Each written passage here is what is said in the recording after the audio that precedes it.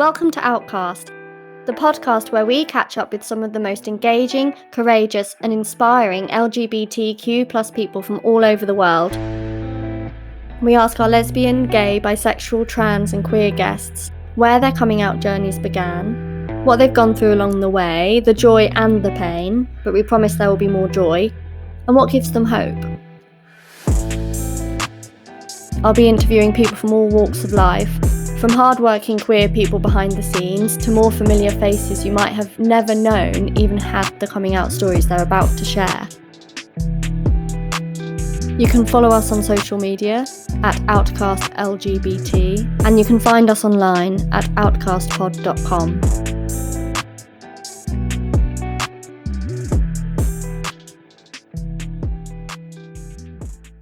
Welcome back to Outcast. It's amazing to be back for another series. This week, I have a guest I'm really excited about. Of course, I'm excited about all of my guests, but people who know me will know that I A, love books, and B, love Southwest Cornwall, which is where I'm from. And today, I'm joined by the author, Patrick Gale. Patrick is a best-selling British novelist, Emmy-winning screenwriter, and artistic director of North Cornwall Book Festival. He was born on the Isle of Wight in 1962 and was the youngest of a big family.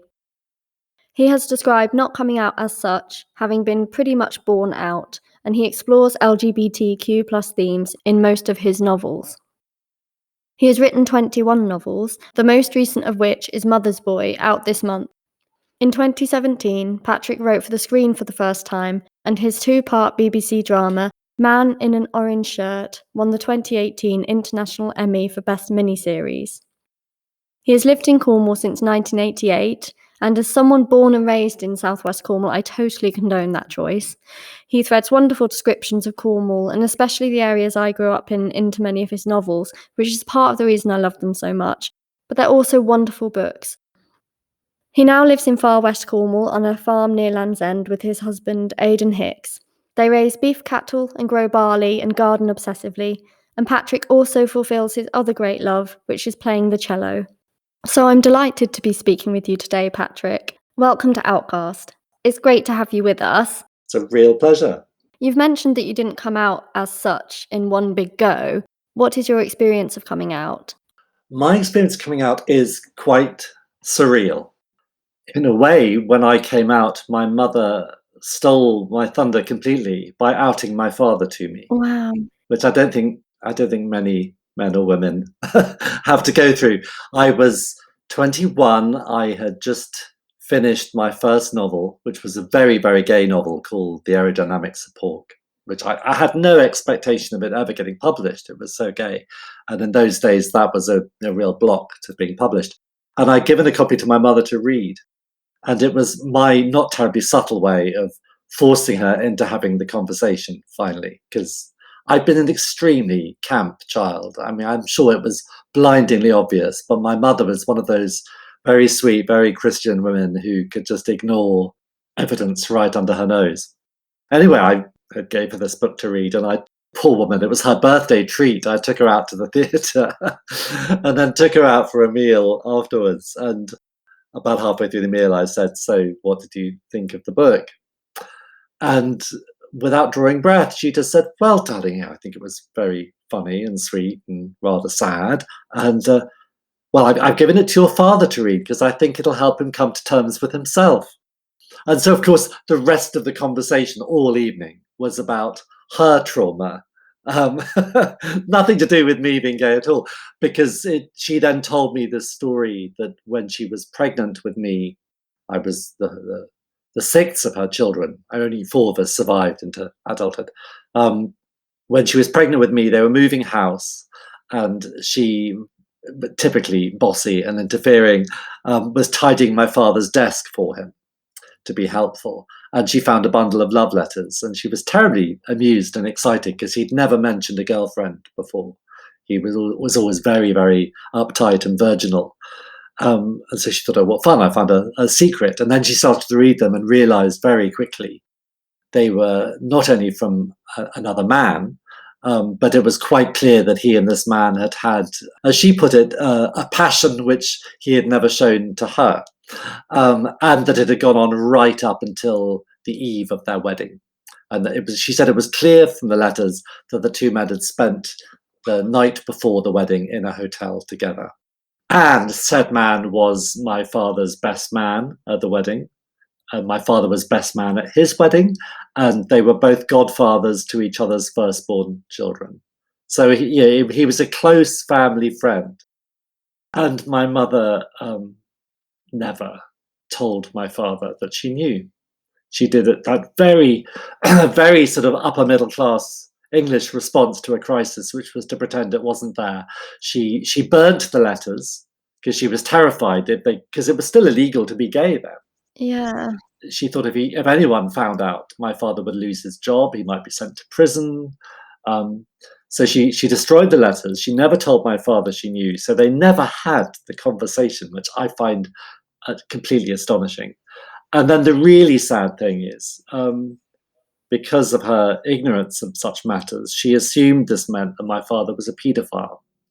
So she never, ever left us alone with him, ever. My first memories of actually being alone with my father are in my teens, by which time she'd long since given up patrolling us. But it's terribly sad, I think, desperately sad. And so, of course, my coming out wasn't really a coming out at all. My coming out was my father's coming out. Did you have any inkling at all?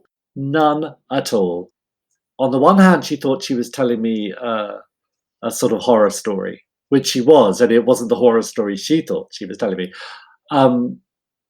But on the other hand, actually, what she was doing was handing me the most wonderful coming out present.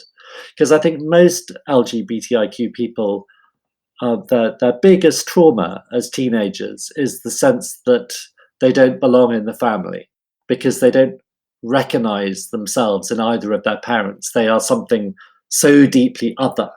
And I think this is why so many of us, especially as teenagers, are drawn to science fiction and horror, because it's in the tropes of science fiction and horror that you find these other species, these humanoid species.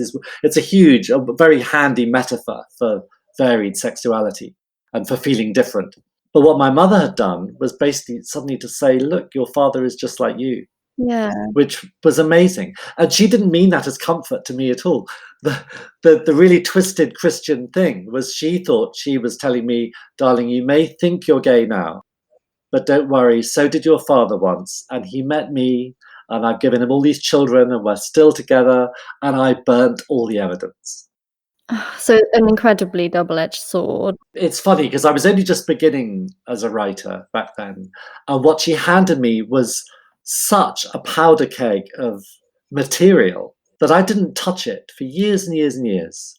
I kind of left it quietly fermenting in a corner of my mind and got on with writing very different, quite dishonest fiction, really. I wrote about gay stuff, but it was all willfully playful and quite light and not really honest emotionally, if I look at it now.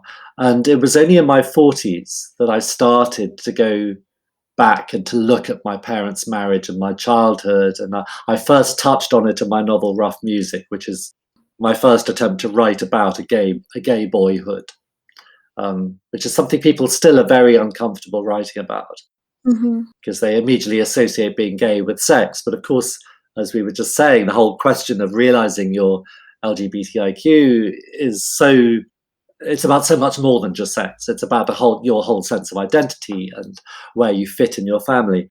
And so I started to do that, and then quite by chance, about, gosh, how many years ago it was now, about 4 or 5 years ago, I was approached by a television company saying, was I interested in writing an original drama for television that would in some way celebrate the anniversary, I think it was the 50th anniversary of the partial decriminalisation of homosexuality in the UK.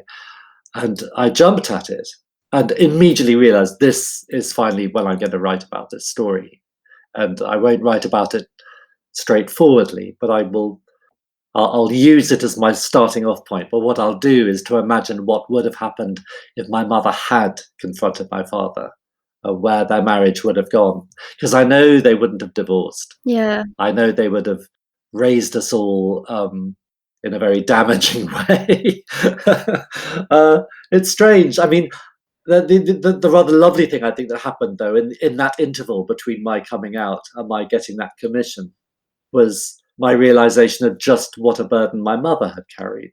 Yeah. And the first thing I said to the BBC drama department when they said they loved the idea I put forward and really wanted to commission it, the first thing I said was, well, you have to realize this is going to be as much about heterosexual women as it is about gay men, because I think that generation of women who got married in the early 50s through to probably through to the early 60s and beyond in the UK, so many of them, 1 in 5 of those marriages will have been a lie.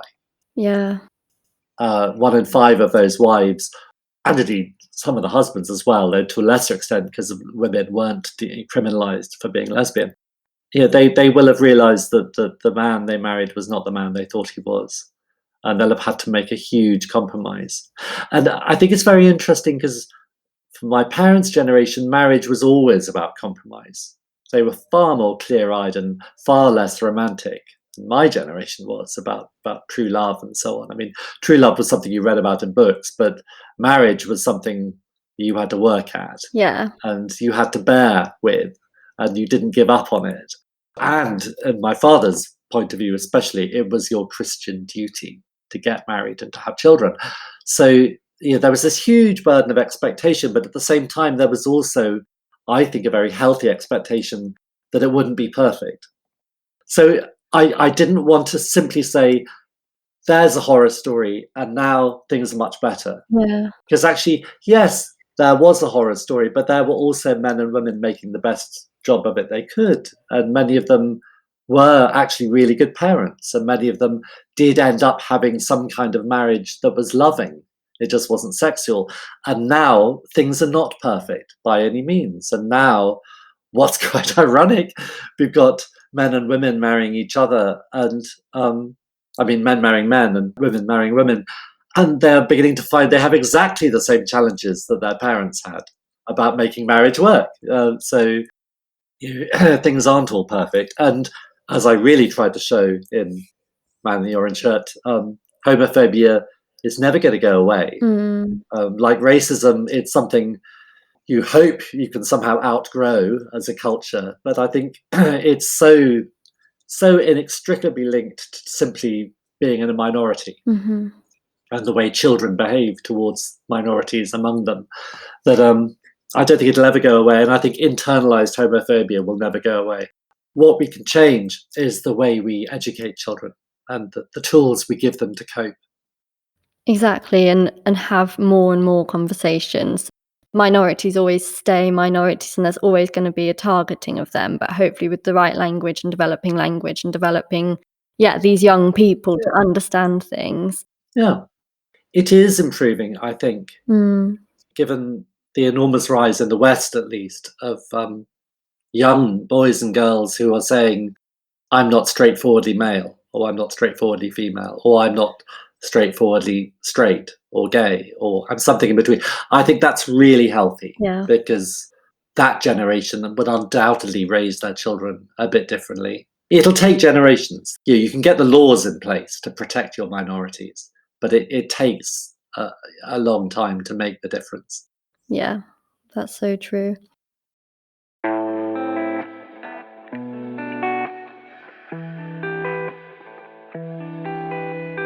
Coming out stories from inspiring LGBTQ+ people today. Fiction is an incredibly useful tool, as is television.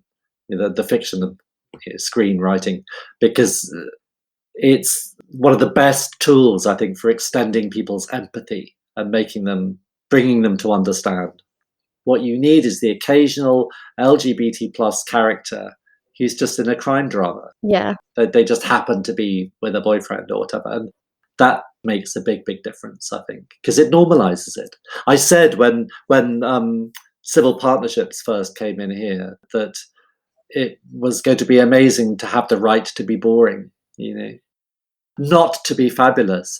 And I've been very moved, actually, over the years, by responses to my novels, because one of the things my novels tend to be is not urban. By and large, they're about people living in rural communities, or at least outside the big, sexy cities. They're not about um, a kind of gay ghetto, and the gay characters in them tend to live pretty normal, often quite boring lives, although exciting things happen to them.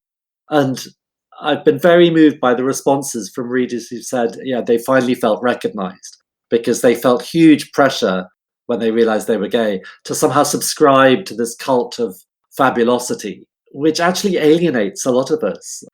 This is what I love about your novels. There are so many characters in them that, just happen to be gay, or they'll be like, oh, it could be the case. And I think that's so powerful. I think society for so long conveniently fetishized us, I suppose, and made us a bit freakish, so that to continue being homophobic was sort of allowed. And perhaps that's where it comes from. It's quite dangerous to suddenly say an other is actually very normal and we should all just love each other. Yeah. It comes from fear. It always comes from fear. And if you can other the person you're afraid of, um, it makes it easier to deal with them, in your head, at least. Yeah. But of course, it doesn't actually solve anything. And I think people are beginning to realize that if you stop othering, Mhm. if you open the door, the fear goes with it. You welcome people in and the fear goes away. And actually, you discover they're just as boring as you are. And Yeah. you can get on with your lives. I think the other thing about using fiction to change minds is it's essentially a private experience. Mm. So watching a TV show with your family, as lots of gay teenagers will remember, can be really confrontational, because if you're all sitting together on the sofa and suddenly there's a gay kiss Mm. and your brothers are going, ugh, you feel you have to as well, or whatever. Whereas if you read about it in a book, nobody knows you're reading about it. You don't change color because you've just read a gay bit.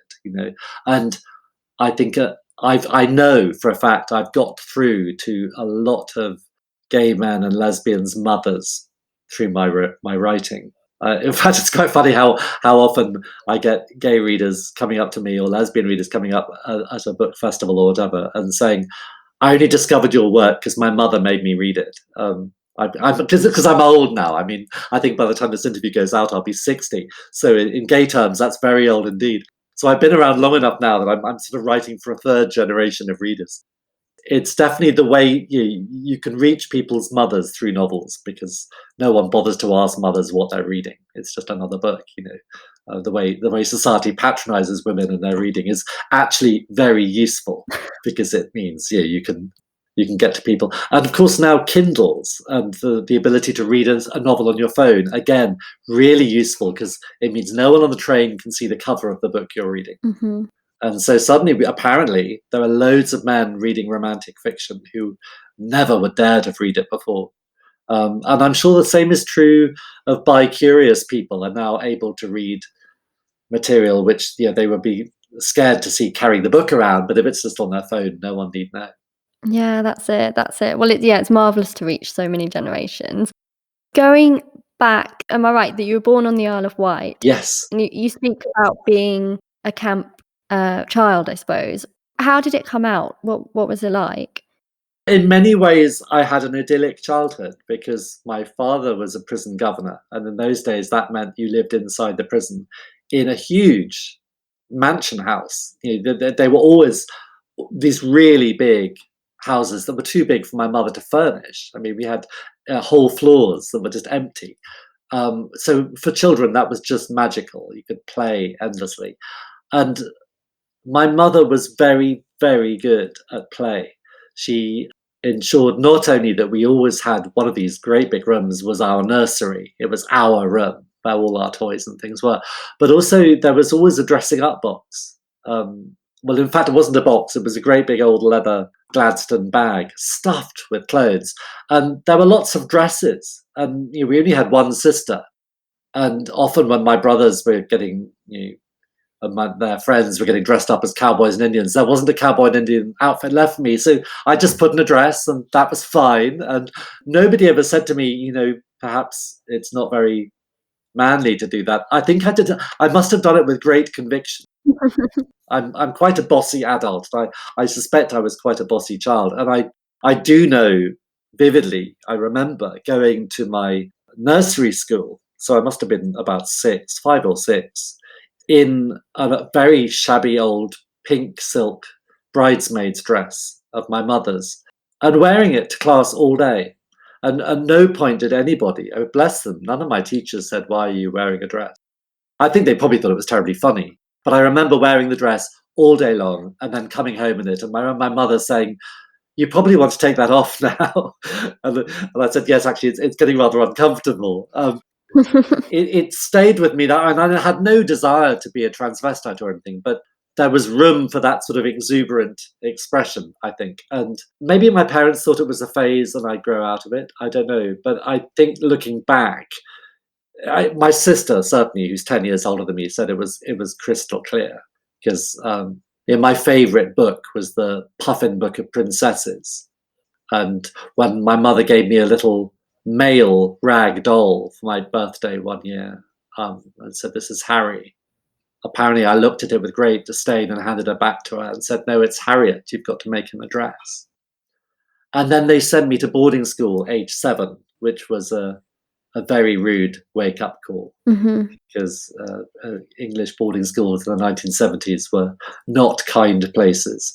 And although I was very lucky in that it was a Church of England choir school, and I was there to sing, and I had amazing, amazing experiences of making music. It was also brutally masculine and conformist, and you had to do masses of sport, and you certainly didn't get to dance around in a dress. So I suppose, like a lot of gay children, I had that brief idyll followed by 10 years of education, during which the gay stuff had to kind of go underground and find other ways of getting expressed. But again, I was very, very lucky, because I went on to Winchester College at 13, which was sort of closely attached to the choir school I'd been at. And that had not only an amazing music department, but a fantastic drama department. And I was really encouraged in both spheres. So I did masses of performing. I got to be very camp on stage. To the point I acted so much, I wanted to be an actor. I was convinced that's what I would do when I grew up, to my parents' horror, I think. And most preciously of all, at the age of 14, I gathered around me 4 gay friends, who were all my age. We went through school together as a pretty formidable little gang, because one of us was, well, I was quite a notable young writer. I did masses of writing. I edited the school newspaper. Another one of us was the high jump champion for the county, and so we weren't dropouts. We were just very gay. And again, what was amazing is, although, yes, we got teased occasionally, none of the teachers took us on one side and said, "You can't do that." The school astonishingly gave us the space to be ourselves. We would have been thrown out if any of us had been caught having sex, and everyone in the school was having sex. I didn't, because I was a day boy. I missed out. But all my friends were having sex. But then all the straight boys were having sex as well. It's what happens in boarding school.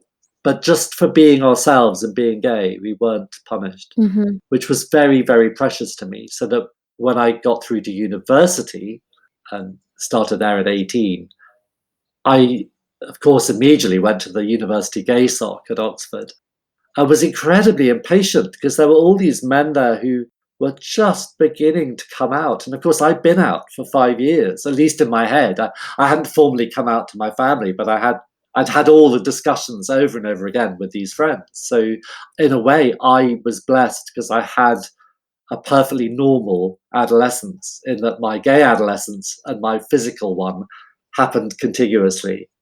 Whereas I think for an awful lot of LGBTQ people, they go through a kind of secret gayness or queerness in their adolescence. Yeah. They finally blossom, but it's not until their 20s they're really being themselves. So I think I was pretty unbearable in my early 20s, which is probably why I didn't have the great student love affair, because I think I was just far too impatient. This is a thread that's kind of come through a few of these interviews for this podcast now, is the difference coming out, or rather not having to come out if you do have that kind of early set of colleagues, friends, sort of a group of people where you can all be LGBT comfortably, versus the people who sort of hide away. Yeah. But it's not a straightforward thing though, is it? Because coming out, I think most importantly, is the coming out to yourself, which, if you're lucky like me, you do that among your peers. You do it with friends. And in a funny sort of way, coming out to your family is a secondary thing. Mhm. And then there's the tertiary coming out, which you never stop doing, which is to taxi drivers, to hotel receptionists. You know, there are all those moments where you have to say, no, no, we do want a double bed. It's not a mistake in the booking. That doesn't bother me because I do it with a smile, and Mhm. I feel, in a way, that's the most useful political act I can make. Every time you come out in the ordinary course of your day to somebody, and you do it in a nice way, you are changing the way that person thinks ever so slightly. I think if we were all doing that all the time, it does gradually make a difference. It normalizes it for people. Yeah, because you have to remember, they can't tell always by looking at us. Mhm. So that's the big difference between homophobia and racism. Exactly, yeah. I love that way of looking at it. I'm guilty of sometimes just avoiding it entirely and letting someone's assumption run, but I think after this conversation, I'm gonna try not to do that as much, because 'cause you're right. I think the more of us who say, "No, my wife. No, I'm married to a woman. No, it is a double bed."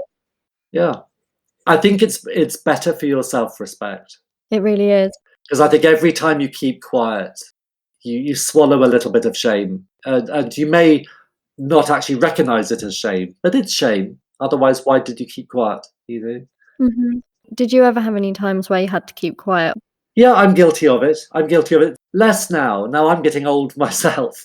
Um, but certainly in my 30s and 40s, I often kept quiet with older people, Yeah. because I didn't want to upset them or shock them or something. And I now see that was a mistake, because now I'm getting older myself. I realize that actually older people are often the least shockable people there are, Yeah. because they've been around longer, they know more. So don't spare them. And they love learning new things. So yeah, always tell them. But the time you don't necessarily want to tell people is if you're at the start of a long haul flight, or the start of a long train journey, and you don't know that you actually like them, and you know that you're going to be stuck with the risk of a long conversation. Mhm. Now, you might not want that person asking endless personal questions for the next 5 hours. And I think that's completely forgivable. Yeah. But you don't have to lie. You can just say, "I'm sorry, I don't think that's any of your business," or whatever. Or if they make the assumption, you can kind of make a joke about it and say, "Well, how do you know I'm not an alien?" Um,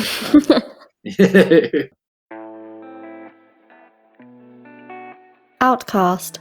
Coming out stories from inspiring LGBTQ+ people today.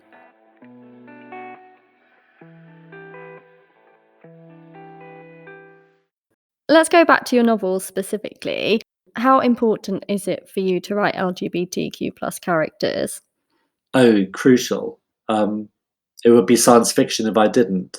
They won't always be in the center of the book. Mhm. So I have occasionally written a narrative from a straight viewpoint, but there'll always be at least one or two queer characters in the mix, because that's like my signature, and it's my take on life. I can't really imagine a life without gay people in it. So I can't really come up with books that don't have gay people in them. I'm quite strict in a way with my queer readers, in that I oblige them to spend time with straight people too. Because I think the empathy thing goes both ways. I think it's really important for queer people to reassess their parents Mhm. and maybe forgive them, because a lot of us grow up extra. I mean, everyone is angry with their parents as a teenager, but I think a lot of queer people, by the time they leave home, they're really angry with the things their parents have failed to do. And I think you can't really be yourself and be happy and as an adult until you've dealt with that. Mm. And I've never had psychotherapy, but I've written 17 novels now.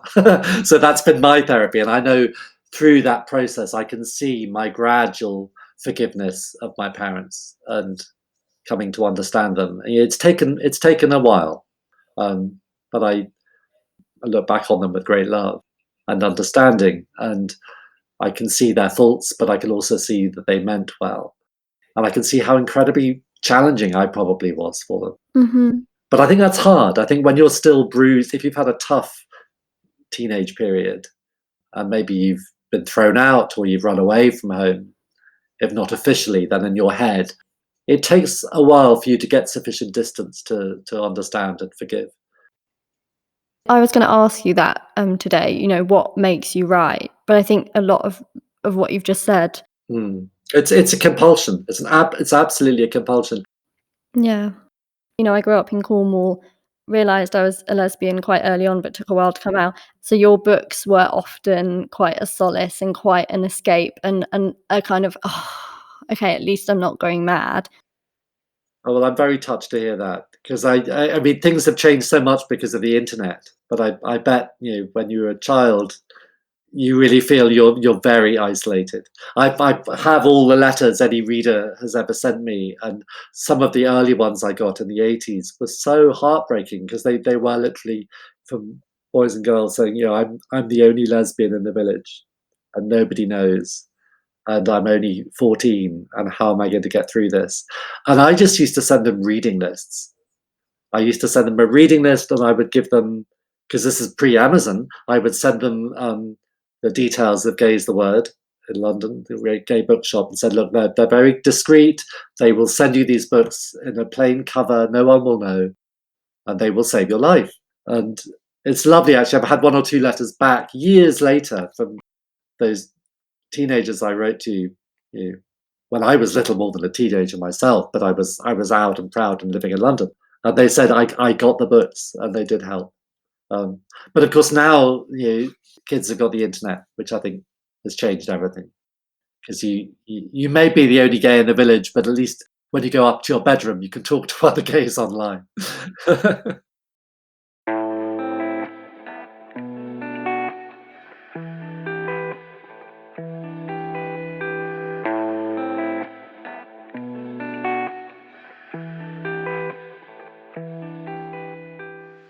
Let's talk about Mother's Boy, your new novel. Sure. You're writing about the poet Charles Causley. Yes, he's arguably the great Cornish poet. There are other poets associated with Cornwall, W.S. Graham and John Betjeman, but Causley was born here, Mhm. which is a big difference. And he fascinated me. A lot of my novels grow out of an unanswered question or a mystery. And the mystery surrounding Causley for me has always been that he wasn't a poet when he went away to war. He was a musician. His passion was playing the piano, and he played with a dance band, and he'd done that since he was a teenager. He'd written a few radio plays. That was about all. And then he goes away to war and works in the Navy as a coder, and clearly does have adventures, all sorts of adventures. But I'd always had my suspicions about those, but the poems hint at them. But then, for me, the real mystery is then he chooses to come back home to this tiny town, inland, not a glamorous, not a romantic town at all. It's not even on the sea. To teach in the little primary school where he'd gone as a boy, and to live in a tiny cottage with his mother Mhm. until her dying day. So more than half his life was spent living with his mother. And when you talk about poets, you always think of them having these disreputable lives. They're either wild alcoholics or wife beaters or suicides or whatever. And Causley, his public image is suspiciously like a saint. Mm. And that immediately, I smelled a rat there. And I was sure there was more going on. But I kept an open mind. I thought, okay, if I discover that actually he had girlfriends who no one else knew about, then so be it. And my word, that the archive is in its way, a kind of encoded queer treasure trove. Wow. If you know where to look, if you know to read the signs. So in his little tiny handwriting and these little teeny secret diaries he kept, through his late teens into his early 20s. He records every walk he goes on with his friend Ginger, who was clearly gay. He records every film he goes to see, and my God, he went to very gay films. He doesn't bother to go to the westerns, but he goes to things like I don't know, A Star Is Born over and over again. I mean, he's so obviously on our bus, as we say down here. And yet, of course, when he comes back from the war, like a lot of men and women who discovered their sexuality thanks to the war and the travels and the freedom it brought, they then came back to England to the worst period ever of official homophobia. So the 1950s, the early 50s, brought on this terrible, savage clampdown. So many gay men were sent to prison in that period. Mhm. So for me, there's no mystery as to why Causley kept quiet initially. But I was also fascinated by his mother, what their relationship was, and because she's an amazing woman, Laura. She was a laundress. She had almost no education, Yeah. and like a star child, she gets this one baby. Her very handsome husband died cruelly young. He caught TB in the trenches. So she raises this baby, this little boy, all on her own, never remarries. He's her all in all. And she must have worked so hard, and she indulged him in brilliant ways. So she got him a piano. They were living virtually in a slum. They were living in a tenement, and somehow she found the money to get him a piano. And I've spoken to adults, old men who were children in Causley's time, who they all remember sitting on the lane outside the house listening to this little boy play the piano. Mm. So what I've done in the book is to use evidence, things I found that were true and things that definitely happened, like there's I don't want to give away the story too much, but Charles has an affair with a fellow officer when he gets to be an officer, and it fizzles out for whatever reason, but then it's brutally brought to an end by a letter he receives from the officer saying that he is now married.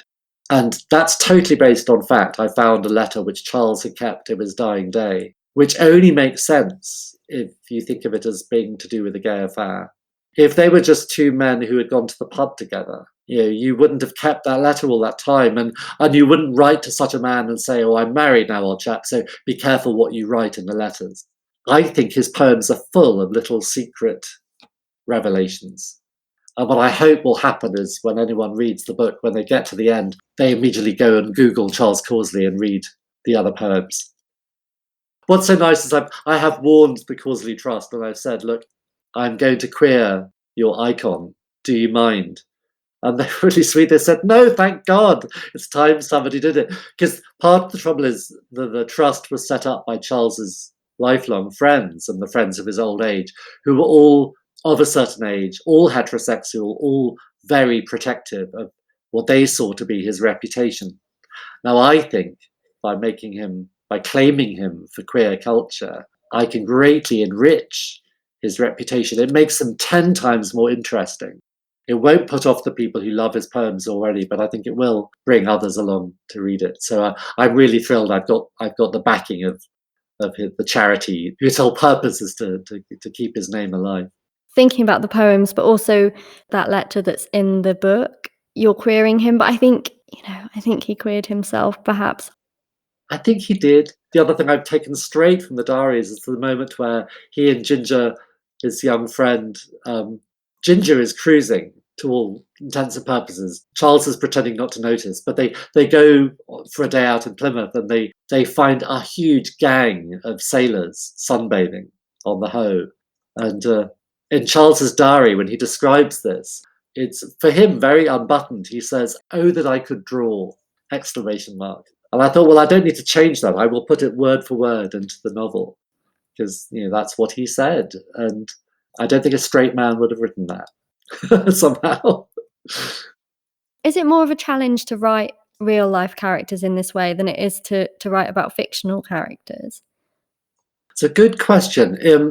It is initially, because initially I'm inhibited by the biographer's instinct to get the facts right and to honor their name and to be truthful. But then there comes a point where the novelist takes over, and the story has to have lifeblood in it. It has to flow. It has to grab the reader. And at that point, I just get swept along. And if I'm swept along, then I hope the reader will be. Mhm.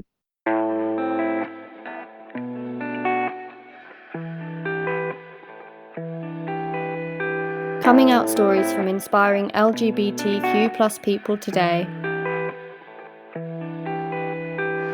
In a Guardian piece, you wrote honestly about someone who had previously bullied you and then apologised kind of 40 years too late. If anything, what would you say to that little boy, to the former you, for comfort or to encourage them or to pick them up from that experience?